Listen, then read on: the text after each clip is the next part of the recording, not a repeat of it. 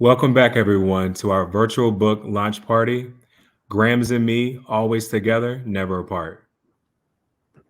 Yes, the goal of our book, as we mentioned earlier, is really to honor and preserve the legacy of our mother and grandmothers. But we also thought about how we could truly turn our tests into testimonies and share resources for others because we know grief is a part of life. So we thought about the similar complex emotions that we dealt with in terms of how to cope with loss of a parent or grandparent, learning how to grieve while parenting, which is a whole nother thing.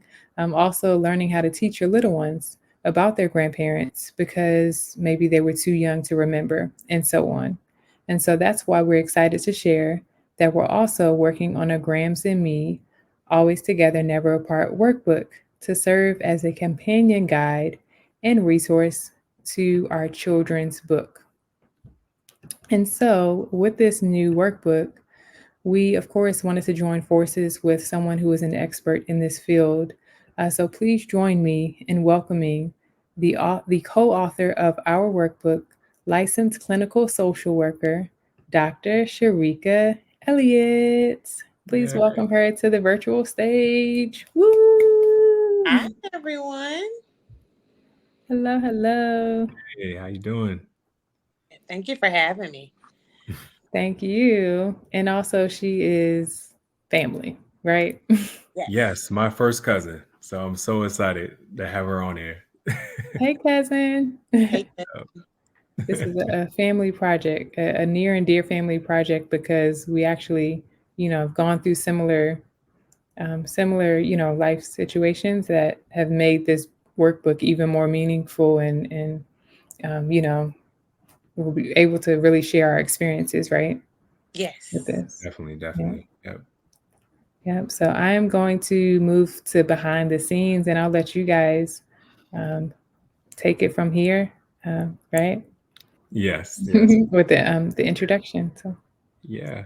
all right, tell the people, Sharika, about yourself while I pick Good. up. So, as Lynette introduced me, I am a licensed clinical social worker. I like to say that I've been social working for the past 10 years and working in the capacity of grief, bereavement, hospice, and helping those who have dealt with terminal illnesses transition to their death, their passing, which is why it's very important to actually use the word death instead of passing to ensure that we're teaching our young what death is about. Mhm. So, that brings me to partner with family on this, on Grams and Me book, as I have authored the workbook. Good, good, good. So, look, I'm Sharika, cousin. Right. I have a couple questions I want to ask you about this because, obviously, I lost my mother, your auntie, and I know I've been through that hospice, and I know how it feels, and the stress and all that stuff that comes, on, it's a lot, but It is. it's a process. So, and it's good. And I'm so thankful that you made some time to be with us today, so you can help a lot of our viewers, like cope with this situation. But I do have a couple questions I want to ask you. So, why is this workbook going to be be important resource for parents? So, Larry, death is a very hard process, and Yes. you can't really ever truly say that you're over it. You just learn Mm-hmm. how to deal with it throughout time. Mm-hmm. And the workbook is an important resource as it helps parents learn to cope with their own grief, their own loss, and be able to teach it to their young. You know, Mm-hmm. in the Western culture, we see death as a taboo Mm-hmm. when we're all going to experience it one day. Yeah. So it's difficult to say, it's difficult to know what to say or what to do for yourself, let alone be able to model and teach that to your children. Mm. So the Okay. workbook was designed to at least give a parent who don't know where to start, how to start, to grieve and being able to share that to their babies. Yeah. So throughout the studies, we know that children truly don't understand the concept of death until they're about 3 to 5 years old. Mm. And this is a developmental stage for that child to really understand the dynamics of the roles of their mothers, their fathers, let alone extended family members. But although they understand, hey, my fish died or my pet died, they Mhm. may not understand that death is actually permanent. Mm. So Mm. it's still up to us to be able to educate that. Mhm. And the workbook offers parents to give their child comfort, give them reassurance, and letting them know that Mhm. yes, death is occurring. Yes, we will all experience death, but this is how we can gently relay that information to them. Mm. Okay, that's good. That leads to my next question. Are there some tips for parents or adults coping with a loss while also trying to take care of little ones? So, Absolutely. First mm. and foremost, you know that uh, saying when you get on when you board the plane, make sure you put the mask on yourself before you put the mask on your babies. Yeah, Yeah. So yeah, make sure you take care of yourself before you try to take care of your child because they're yeah, watching. yeah. It's And true. you have to recognize that you're their model. You know, Hmm. you're the person that they're looking up to. Hmm. And of course, we're humans, we're not robots, Hmm. but we want to teach them how to understand their emotion. Yes, yes, yes. So throughout the workbook, we're teaching parents to give comfort to their children. But first, recognize that you have to understand how you comfort yourself. Mm-hmm. The workbook helps parents teach death to children up to age 4 and 5. Okay. So we're going from infancy to 5 years old. Hmm. Mind you, the children truly don't understand that death is permanent. So your children is going to feed off of you. And however much you want to train them about death, we definitely leave that to you, but you definitely want to understand the developmental stage and not share too much as they may not be able to digest that information. Mm. Yeah, yeah. So we encourage parents to ask the babies about their feelings. Listen to them. Mm-hmm. Be mindful of the words that you use. Hmm. Understand your choice of words, so Hmm. that way you're not caught up in euphemisms. You're not over relaying the information in terms of what happened to grandma in the hospital and how she received this type of medication and what the condition was. It's Yeah. too heavy. Hmm. Yeah. So it's important for you to recognize your own anxiety, right? Hmm. Your own fears, your own loss, your own resentment, Hmm. as your child could definitely take on those types of emotions. Hmm. Yeah. So Yeah. another tip is recognize those signs. When you Hmm. see the changes in the behavior, such as infants, their main sign of communication is crying. Hmm. And if you're crying in front of your child, make sure that you're soothing them afterwards, Hmm. right?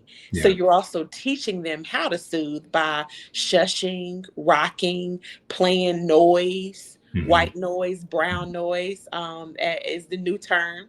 I'm very familiar with that. Yeah, yeah. Yeah. And if you see that that child is clingy, don't Hmm. shut them off from, comforting them. Don't shut them off from wanting to sit in your lap and just wanting to be rocked. Yeah. Give them that time, give them their attention, because it could also be stemming from other places that you may not even think that they're grieving. Yeah. Yeah. Okay. Okay. So my next question is, how can we help our little ones cope? Any activities Uh, they can do? That's a good question, Larry, Hmm. because it's you think of like, how are you going to teach an infant how about death? How are you going to teach a Yeah. 3-year-old Yeah. about death? I'm You going know, through that now. So yeah. yeah, Hmm. and you have to you have to take a step back and not overthink it, right? Or overanalyze it. First and foremost, the book, Grams and Me. It's a Mhm. beautiful idea that we partnered up to create this project because reading is fundamental. You read to an infant, you read when they're weeks old. Yeah.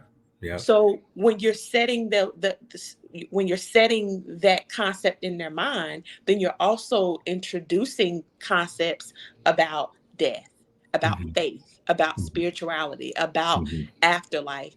And I Mhm. think it's important for parents to understand how they want to introduce those concepts into their child's life. So prior to, reading books about death, understand what that looks like in your family when it comes to, God.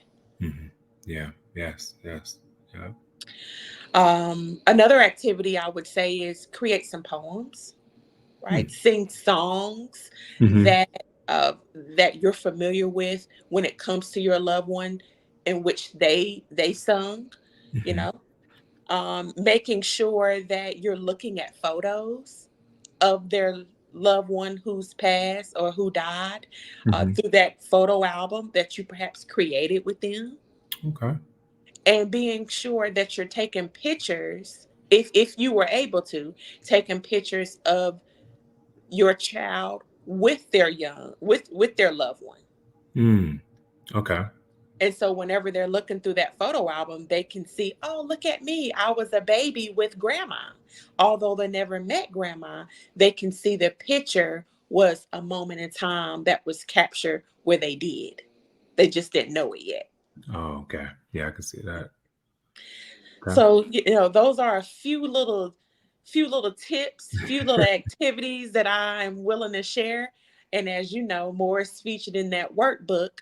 So I just hope that it educates the community. It educates parents on developmental stages Agree. of what grief looks like for each child, Yes. 1 through 5, and how we can break the stigma of death being a taboo Mhm. when it's not healthy for it to be looked as such.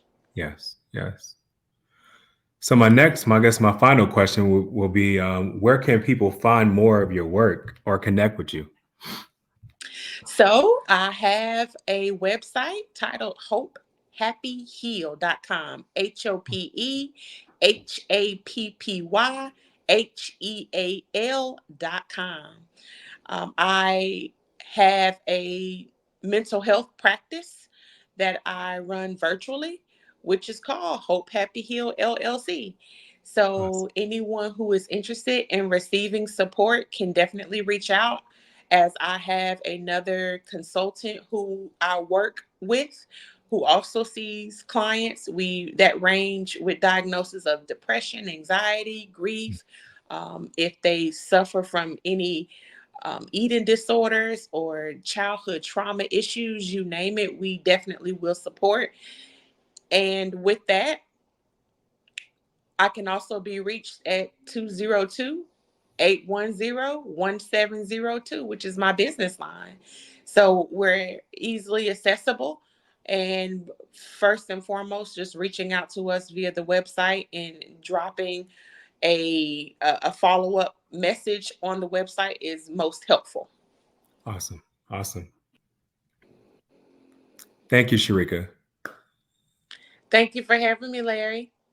Anytime, anytime. And Grams and Me workbook coming soon. We'll be right back.